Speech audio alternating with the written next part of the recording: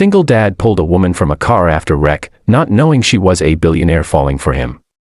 Stay with me, because the last thing Daniel expected that stormy night was love. Rain hammered the highway like a warning no one could hear. Daniel Reyes gripped the steering wheel of his old pickup, eyes darting between the road and the clock on the dash. He was late, again. Late to pick up his daughter from his sister's place. Late to life. But he kept driving, because that's what single dads do. They keep going, then it happened. A scream of tires. A flash of headlights. Metal folding in on itself like paper. Daniel slammed the brakes and jumped out before the engine even died.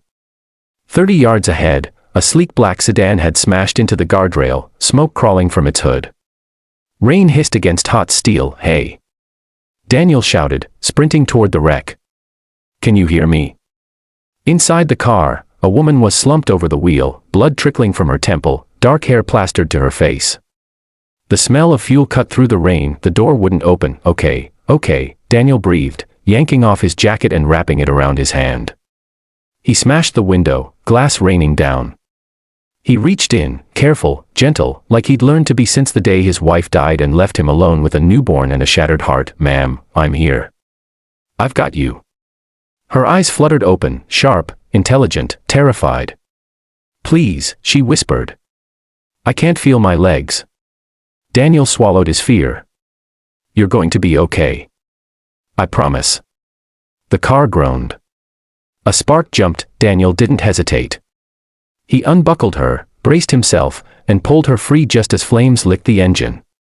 He staggered back, shielding her with his body, collapsing onto the wet asphalt as the car behind them erupted in fire. Sirens wailed in the distance. She clung to his shirt, trembling. You saved my life, she whispered. Daniel looked down at her, rain mixing with tears on her cheeks. Anyone would have done it. But that wasn't true. At the hospital, Daniel waited until he saw doctors rush her into surgery. He didn't leave his name. Didn't ask hers. He just texted his sister, I'm sorry I'm late, and went home to his daughter, Mia, holding her tighter than ever that night. He thought that was the end of it. He was wrong. 2 weeks later, Daniel was fixing a broken shelf at the community center when a woman in a tailored coat walked in, flanked by security. The room went silent. She stopped the moment she saw him. It was her, same eyes. Same presence. Only now, her arm was in a sling, and her gaze softened when it landed on Daniel, like the world had narrowed to a single point. It's him, she said quietly. The director rushed forward, flustered. Ms. Sinclair, welcome. Sinclair. Daniel's stomach dropped. Evelyn Sinclair. Tech billionaire. One of the richest women in the country. She walked toward him, ignoring the whispers. You left, she said. I woke up and you were gone. Daniel wiped his hands on his jeans. You were alive. That's what mattered. Her lips trembled. I looked for you. Over coffee later, just coffee, he insisted. Evelyn told him everything. The pressure. The loneliness. The way money built walls instead of bridges. How the crash had stripped all of it away, leaving her face to face with someone who saved her life without asking for anything. Daniel told her about Mia. About his late wife. About nights where the fear was so loud he thought it might swallow him whole. They were from different worlds, but pain, it turns out, speaks the same language everywhere. Their bond grew quietly. Stolen lunches.